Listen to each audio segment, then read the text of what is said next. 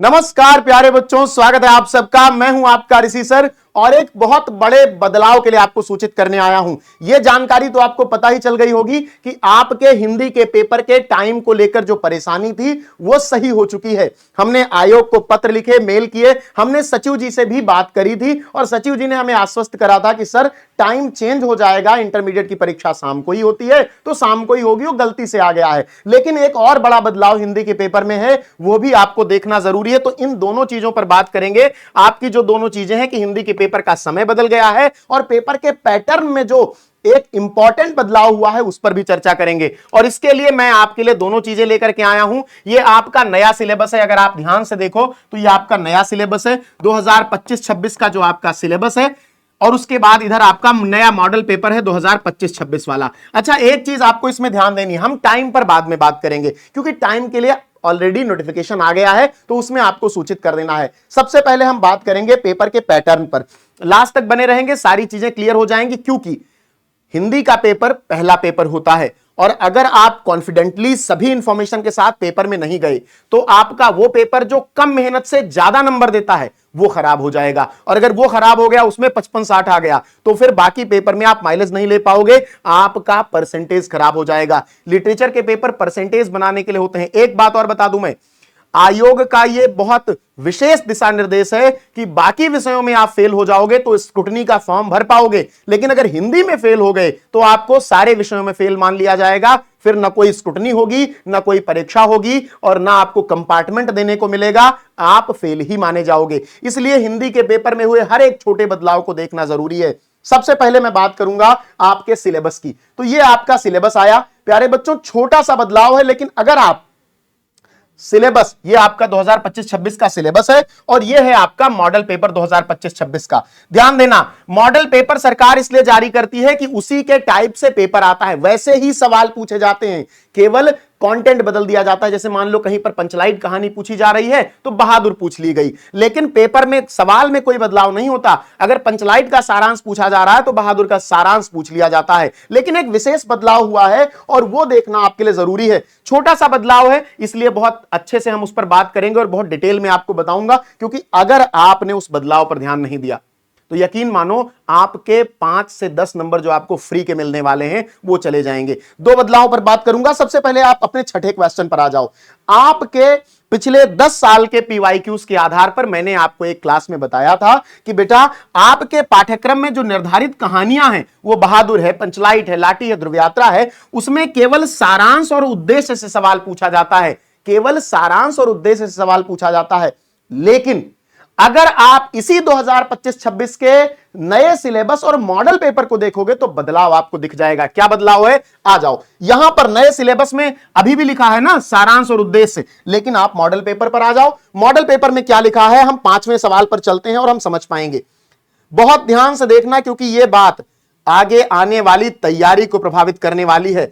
अब मैं जब कहानियां आपको पढ़ा रहा होऊंगा तो केवल सारांश और उद्देश्य नहीं करा पाऊंगा। क्यों, उसका रीजन देख लो। तो हम 5वें सवाल पर आते हैं बेटा, छठे सवाल पर। यहां देखो छठा सवाल हमारा क्या है, बहुत ध्यान से देखना। पंचलाइट कहानी की कथा वस्तु लिखिए और लाठी अथवा बहादुर कहानी की समीक्षा कीजिए।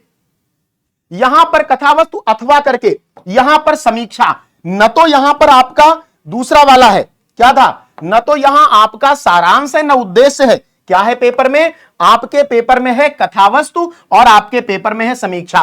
कथावस्तु अलग तरीके से लिखी जाती है, समीक्षा अलग तरीके से लिखी जाती है। समीक्षा लिखने के लिए आपको हर एक टॉपिक पर, पात्र पर, देश काल वातावरण पर, कहानी के कथ्य पर, हर एक चीज पर विचार करना होता है, शीर्षक पर विचार करना होता है और लास्ट में लिखना होता है कि यह कहानी अपने सभी जो अवयव हैं उन पर खरी उतरती है। इस कहानी की समीक्षा के आधार पर कहानी अच्छी है।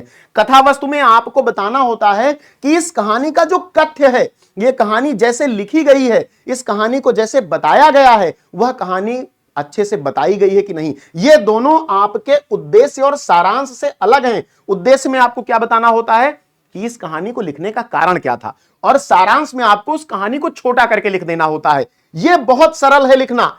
सारांश और उद्देश्य लिखना बहुत सरल है। मैंने आपके लिए जो क्लासेस अभी तक लगाई थी, अभी तक जो वीडियो सेक्शन में पढ़ी हैं, वो आपके लिए आज निरर्थक हो जाएंगी। क्यों? क्योंकि उनमें जाहिर तौर पर 10 साल का पैटर्न तो सारांश और उद्देश्य का था, तो सभी लोग वही पढ़ा रहे थे। अब बदलाव हुआ और अब आपको मुझे पढ़ाना पड़ेगा सारांश और उद्देश्य के साथ साथ आपको मुझे बताना पड़ेगा कथा वस्तु और समीक्षा। यह बदलाव बहुत जरूरी है क्योंकि 5 नंबर का आता है, 5 नंबर का आता है, ध्यान रखिएगा, 1 नंबर का नहीं है। आप वैसे ही 5 नंबर कम जोड़ते हो, 100 के हिंदी के पेपर को 95 मान के चलते हो कि राइटिंग पे 5-10 कटेगा, और कहीं सवाल पे भी 5 नंबर कट गया, और उस सवाल पे कहानी क्या है, कहानी आप सुन लेते हो, अपने शब्दों में लिख देते हो, लेकिन अपने शब्दों में आप सारांश लिख पाते हो, समीक्षा नहीं लिख पाओगे। समीक्षा कहानी का सारांश नहीं है, समीक्षा कहानी को जांचना है, चेक करना है, और यह सीखना बहुत अलग है। दूसरा एक बदलाव और भी है, उस पर भी ध्यान देंगे। जो आपका 10वां सवाल है बेटा, जो आपका 10वां सवाल है, 10वां सवाल क्या कहता है, यहां देखिए, अपठित गद्यांश और पद्यांश। अब देखिए, पिछले साल जो पेपर हुआ उसमें बच्चों के पेपर में गद्यांश और पद्यांश दोनों अपठित पूछे गए, लेकिन अगर आप मॉडल पेपर पे नजर डालेंगे, अगर आप मॉडल पेपर को देखेंगे और 10वें सवाल पर जाएंगे, ये भी फ्री के नंबर होते हैं। अपठित गद्यांश क्या है, आपको एक पैराग्राफ दिया जाएगा, 3 सवाल दिया जाएगा, उसी पैराग्राफ में से वो सवाल खोजने होंगे।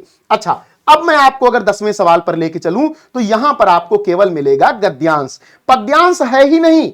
आप ध्यान से देखो, ध्यान से देखना, प्रश्न नंबर 10 गद्यांश अथवा करके एक और गद्यांश, फिर प्रश्न नंबर 11 आ गया, पद्यांश इन्होंने नहीं दिया कि किस प्रकार से पूछेंगे। अच्छा, आपके पाठ्यक्रम में इन्होंने क्लियरली मेंशन किया है कि भैया पद्यांश भी पूछा जाएगा, तो अब मेरी यह जिम्मेदारी बन जाएगी कि मैं आपको गद्यांश और पद्यांश के लिए ट्रेन करूं। लेकिन बहुत सारे बच्चे ऐसे होते हैं कि पूछने लगते हैं कि सर क्यों पढ़ा रहे हैं जब आता ही नहीं है, मॉडल पेपर देखा हूं उसमें तो था ही नहीं। बेटा पाठ्यक्रम भी साथ में देखो, अगर नहीं देखोगे तो परेशान हो जाओगे और कंफ्यूजन तुम्हारे लिए तुम्हारे पहले पेपर में सरदर्द बन जाएगी। और पहले मारो कबो ना हारो, और पहला पेपर खराब था ना तो सब बर्बाद जान लो। यह लिए बहुत दिमाग खोल के पढ़ो और एक एक चीज मामा से लिख लियो। ये दोनों मॉडल पेपर, ये आपका न्यू मॉडल पेपर और ये आपका न्यू सिलेबस, दोनों में UP board Hindi medium Vidyakul के टेलीग्राम चैनल में डलवा दूंगा, वहां से देख लेना। अच्छा, एक और बदलाव हुआ है जिसके बारे में आपको सूचना मिल गई होगी और नहीं मिली है तो मैं बता देता हूं।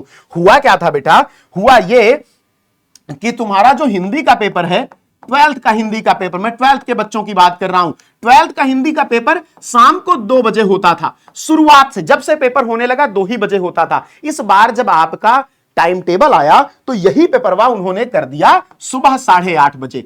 अच्छा, इसके लिए क्या हुआ, जैसे पेपर आया हम लोगों ने एक मेल किया, जो कि मेल आईडी प्रोवाइड कर दी गई है सरकार के द्वारा। अब अगर आप वेबसाइट पे जाओगे तो सब चीज ऑनलाइन हो चुकी है। हमने मेल किया, बगल में ही ये 4 किलोमीटर सचिव जी का कार्यालय, मतलब आपका आयोग, हम लोग वहां भी गए और जब हमने अपनी बात रखी तो उन्होंने कहा कि वो गलती से हो गया है, उसको सुधारा जाएगा। सुधार हो गया और हाई स्कूल की हिंदी एवं प्रारंभिक विषय की जो परीक्षाएं दिनांक 18 को वह प्रथम पाली में होंगी, जो हमेशा होता था। जो आपके 10th की परीक्षा है वो हमेशा सुबह होती थी, लेकिन जो आपके 12th की परीक्षा है वो होती थी शाम को। तो इंटरमीडिएट की हिंदी एवं सामान्य हिंदी विषय की परीक्षाएं दिनांक 18 को द्वितीय पाली में आयोजित की जाएंगी। किसमें?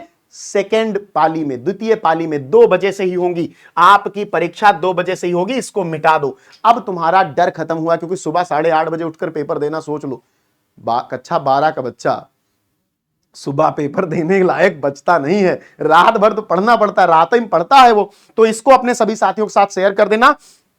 और सिलेबस में बदलाव वाली जो न्यूज है इसको बहुत आराम से, इत्मीनान से मैं तुमको दोनों चीजें दे दूंगा, पाठ्यक्रम और मॉडल पेपर एनालाइज कर लेना खुद से। तुम इतने समझदार हो ये तो मैं उम्मीद करता ही हूं, और अगर तुमने ये समझदारी नहीं दिखाई बेटा तो 18 फरवरी को ही तुम्हारे ऊपर पहाड़ टूट पड़ेगा, क्योंकि तुम पढ़ के जाओगे उद्देश्य और सारांश, आएगा समीक्षा और कथावस्तु, तब तुम मुझे गाली दोगे कि सर पढ़ा तो आप बताया आपने नहीं था, भले पढ़ा दिया कथावस्तु एवं समीक्षा, लेकिन पीवाईक्यूज के आधार पर हमने केवल उद्देश्य और सारांश तैयार किया, आपकी बात नहीं मानी।